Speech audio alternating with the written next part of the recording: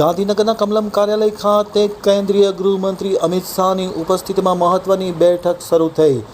ચૂંટણીના મુદ્દા અંગે વિગતવાર ચર્ચા વિચારણા અને સંગઠન અંગે પણ ચર્ચા વિચારણા થઈ રહી છે। મુખ્યમંત્રી, ડેપ્યુટી મુખ્યમંત્રીની ઉપસ્થિતિ। હવે જોઈએ ગાંધીનગર આમતક ન્યૂઝ બ્યુરોનો એક વિસ્તૃત અહેવાલ। અમદાવાદમાં અષાઢી બીજની રથયાત્રા પરિપૂર્ણ થઈ રાજ્યના મુખ્યમંત્રી, ઉપમુખ્યમંત્રી, કેન્દ્રીય ગૃહમંત્રી અમિત શાહ સહિતના નેતાઓએ હાજરી આપી હતી। આ હાજરી આપી અષાઢી બીજની રથયાત્રા પરિપૂર્ણ કર્યા બાદ અત્યારે સાંજે 6 કલાકે ગાંધીનગરના કોબા ખાતે આવેલ ભાજપ કમલમ કાર્યાલય ખાતે ખૂબ મહત્વની બેઠકનો પ્રારંભ થયો છે। આ બેઠકમાં કેન્દ્રીય ગૃહમંત્રી અમિત શાહ પણ પહોંચી ગયા છે। તેમની સાથે રાજ્યના મુખ્યમંત્રી ભૂપેન્દ્ર પટેલ, ડેપ્યુટી મુખ્યમંત્રી હર્ષ સંઘવી પણ ખાસ પહોંચી ગયા છે। સાથોસાથ પ્રદેશ મહામંત્રી અનિરુદ્ધ દવે, પ્રદેશ મહામંત્રી પ્રશાંત કોરાટ, પ્રદેશ મહામંત્રી હિતેન્દ્રસિંહ ચૌહાણ પણ બેઠકમાં હાજરી આપવા માટે પહોંચી ગયા છે।